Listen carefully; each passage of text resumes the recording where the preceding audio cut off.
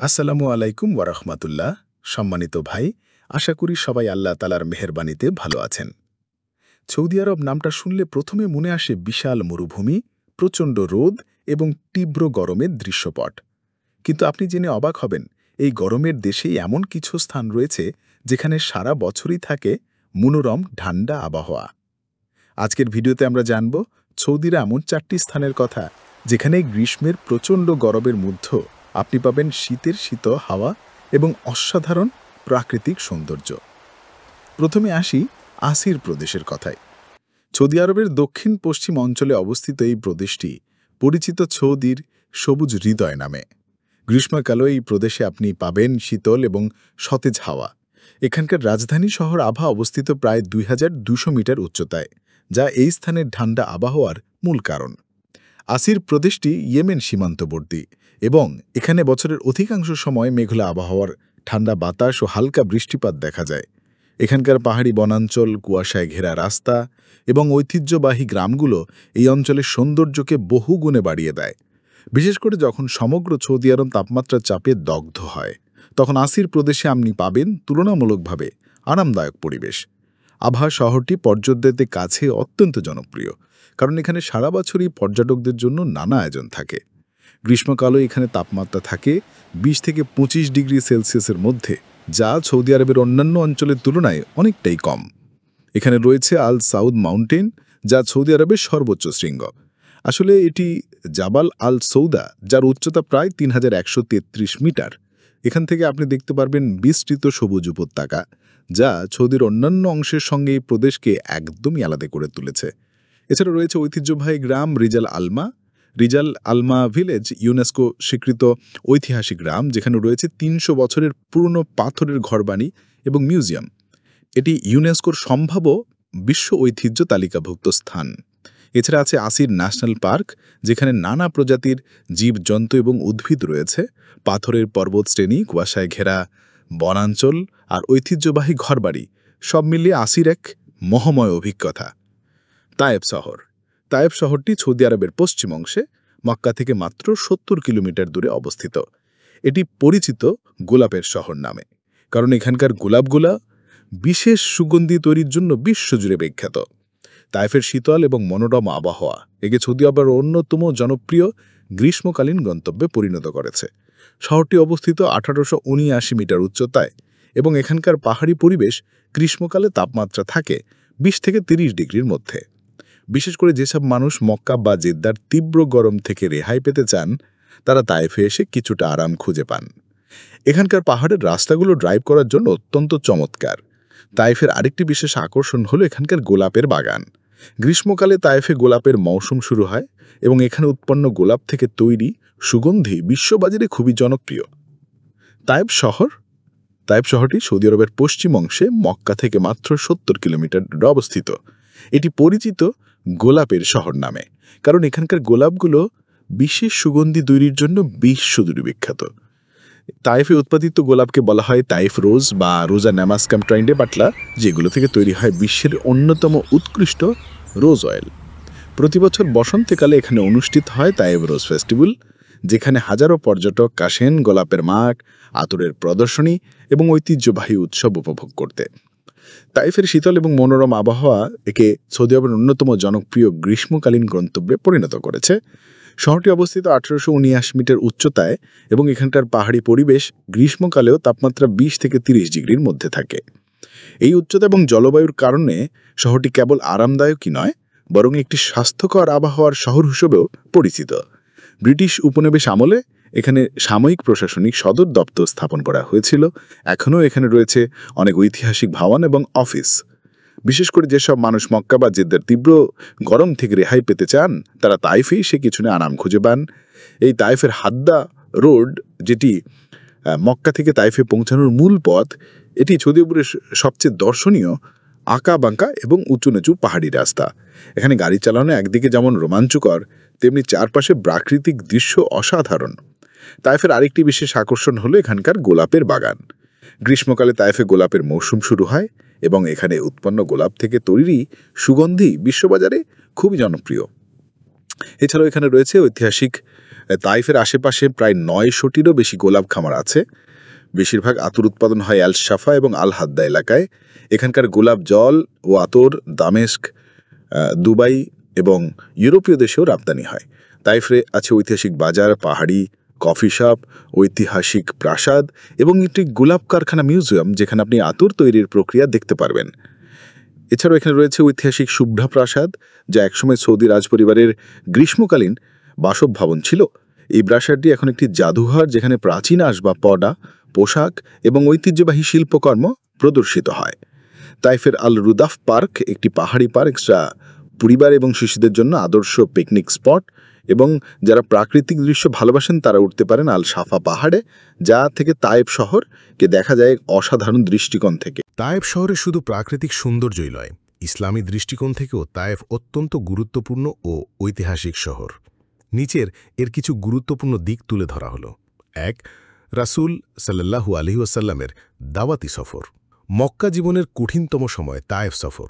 হিজরতের প্রায় ৩ বছর আগে রাসূলুল্লাহ সাল্লাল্লাহু আলাইহি ওয়াসাল্লাম ইসলামের দাওয়াত নিয়ে তায়েফে গিয়েছিলেন।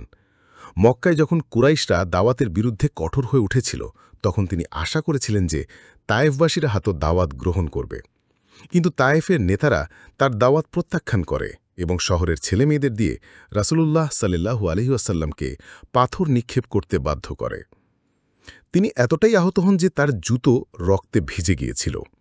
এই ঘটনার পর রাসূল সাল্লাল্লাহু আলাইহি ওয়াসাল্লাম আশ্রয় নেন উতবা ও সাইবা নামক 2 ভাইয়ের বাগানে, যারা মক্কার কুরাইশ ছিলেন। সেখানে তিনি মহান আল্লাহর কাছে বিখ্যাত তায়েফের দুঃখ বেদনার দোয়া করেন, যা ইসলামী ইতিহাসে অত্যন্ত হৃদয়স্পর্শী দোয়া হিসেবে স্মরণীয়।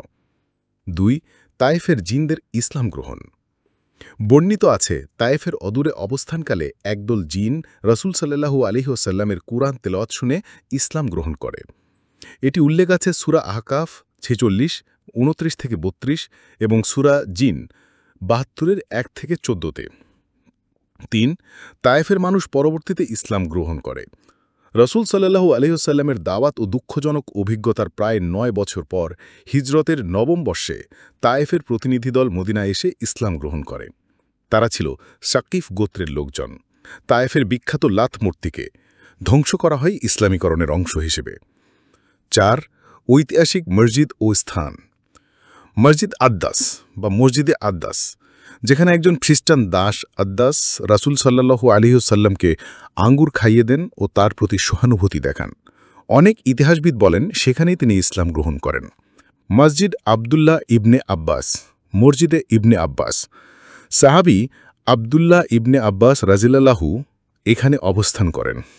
এই মসজিদটি বর্তমানে একটি ঐতিহাসিক নিদর্শন। এবার আসুন তায়েফের শিশু মুহাম্মদ সাল্লাল্লাহু আলাইহি ওয়াসাল্লামের বেড়ে ওঠা এবং হালিমা সাদিয়া রাদিয়াল্লাহু। রাসূলুল্লাহ সাল্লাল্লাহু আলাইহি ওয়াসাল্লাম জন্মগ্রহণের কিছুদিন পর মক্কার বাতাস থেকে দূরে বিশুদ্ধ পরিবেশে বড় করার জন্য তাকে পাঠানো হয়। আরবদের প্রথা ছিল তারা নবজাতকদের বেদুইন মহিলাদের কাছে দুধ পানের জন্য দিত, যাতে তারা স্বাস্থ্যবান হয় এবং বিশুদ্ধ ভাষায় কথা বলা শেখে। রাসূলুল্লাহ সাল্লাল্লাহু আলাইহি ওয়াসাল্লামের জন্য নির্বাচিত হন হালিমা সাদিয়া রাদিয়াল্লাহু, যিনি ছিলেন বানু সাদ গোত্রের একজন মহিলা। হালিমার বসবাস ছিল তায়েফের অঞ্চলে আশেপাশে অবস্থিত গ্রামাঞ্চলে। মনে করা হয় এটি ছিল বর্তমান তায়েফের কাছেই আস সাদিয়া উপত্যকায়। এই গ্রামীণ পরিবেশে নাবিজি কাটান শৈশবের গুরুত্বপূর্ণ বছর। সেখানে তিনি বেড়ে ওঠেন, খেলাধুলা করেন, প্রকৃতির সান্নিধ্যে বড় হন এবং বেদুইন আরবদের উচ্চস্তরে আরবি ভাষা ও শুদ্ধ উচ্চারণ আয়ত্ত করেন। আমাদের তৃতীয় শীতল স্থানটি হল আল হাদা। আল হাদা, যা তায়েফের কাছাকাছি অবস্থিত, মূলত একটি পাহাড়ি রিসোর্ট শহর। আল হাদার সবচেয়ে বড় আকর্ষণ হচ্ছে এখানকার চমৎকার পাহাড়ি দৃশ্য এবং পাহাড়ের ওপর দিয়ে চলা কেবল কার রাইড।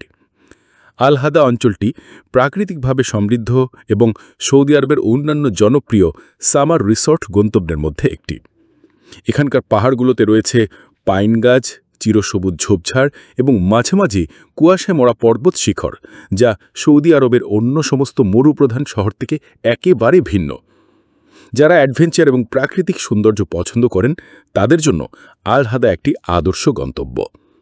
আল হাদা থেকে আপনি কেবল কারে পুরো তায়েফ শহরের দর্শনীয় দৃশ্য উপভোগ করতে পারেন। এই কেবল কার রাইডটি সৌদি আরবের সবচেয়ে দীর্ঘ ও মনোমুগ্ধকর রোপওয়ে রুটগুলোর একটি। এটি আপনাকে পাহাড়ের গা বেয়ে তায়েফ শহরের দিকে নিয়ে যাবে। নিচে দেখা যাবে ঘন সবুজ বনভূমি, সর্পিল সড়ক এবং মাঝে মাঝে মেঘের ভেলার মধ্য দিয়ে অতিক্রমের অভিজ্ঞতা। এখানকার উচ্চতা এবং মনোরম আবহাওয়ার কারণে সারা বছরই প্রচুর পর্যটক এখানে আসেন। এখানকার হোটেল এবং রিসোর্টগুলো আপনাকে ঠান্ডা ও আরামদায়ক থাকার ব্যবস্থা করে দেবে। আলহাদায় বেশ কিছু বুটিক হোটেল, পারিবারিক রিসোর্ট এবং এমনকি আধুনিক ভিলাও রয়েছে, যেখানে পাহাড়ের গা ঘেঁষে বসে আপনি সূর্যোদয় ও সূর্যাস্ত উপভোগ করতে পারেন। এছাড়া এখানকার কিছু রিসোর্টে রয়েছে private barbecue spot, game zone এবং আরবীয় ঘরানায় তাঁবুতে রাত কাটানোর ব্যবস্থা। তাছাড়া আল্লাহাদে ভ্রমণের জন্য সবচেয়ে ভালো সময় গ্রীষ্মকাল, কারণ এই সময় সারা শহরিতে তীব্র গরম থাকলেও এখানে থাকে ঠান্ডা আবহাওয়া। এখানে তাপমাত্রা গ্রীষ্মকালেও প্রায় 20 থেকে 28 ডিগ্রি সেলসিয়াসের মধ্যেই থাকে। যারা তায়েফে গোলাপের মৌসুম দেখতে যান তারা সাধারণত আলহাদায় রাত যাপন করেন, কারণ এটি শহরের কোলাহল থেকে দূরে এবং প্রকৃতির আরও কাছাকাছি। আমাদের চতুর্থ এবং শেষ শীতল গন্তব্য আল বাহা। এটি সৌদি আরবের পশ্চিমাংশে অবস্থিত একটি প্রদেশ এবং এখানকার প্রাকৃতিক দৃশ্য সত্যি চোখ ধাঁধিয়ে দেওয়ার মতো। পাহাড়, অরণ্য এবং ঐতিহাসিক স্থাপত্যে সমৃদ্ধ এই প্রদেশটি সৌদির গ্রীষ্মকালীন গন্তব্য হিসাবে বিশেষভাবে জনপ্রিয়। আল বাহা শহরটি প্রায় 2200 মিটার উচ্চতায় অবস্থিত। এখানকার পাহাড়ি পথ, সর্পিল রাস্তাগুলো এবং কুয়াশায় মোড়া বনভূমি দর্শনার্থীদের জন্য এক অনন্য অভিজ্ঞতা তৈরি করে। এই প্রদেশটি সৌদি আরবের অন্যান্য অঞ্চল থেকে অনেক বেশি সবুজ। এখানে আপনি পেতে পারেন একাধিক ঐতিহাসিক দুর্গ এবং গ্রাম, যেমন ধারা গ্রাম, ধিয়ান গ্রাম, যেখানে পুরনো সৌদির স্থাপত্যের নিদর্শন আছে। ধিয়ান গ্রামটি মার্বেল পাথরের মতো চকচকে পাহাড়ের উপরে অবস্থিত এবং প্রায় 400 বছর পুরনো। এটি রূপালী গ্রাম নামেও পরিচিত। এখানকার ঘরগুলো ধবধবে পাথরে তৈরি, যা ঝর্ণার পানি ও রোদের আলোয় রূপার মতো ঝকঝক করে। এছাড়া রয়েছে আল মিখওয়া, বালজুরাশি ও আল আকিকের মতো ছোট ছোট শহর, যেগুলিতে ছড়িয়ে ছিটে রয়েছে পুরনো দুর্গ, ঐতিহ্যবাহী বাজার ও স্থানীয় সংস্কৃতির নিদর্শন। গ্রীষ্মকালে তাপমাত্রা কম থাকার কারণে এখানে পর্যটকরা আগমন করেন ঠান্ডা পরিবেশে আরাম করতে।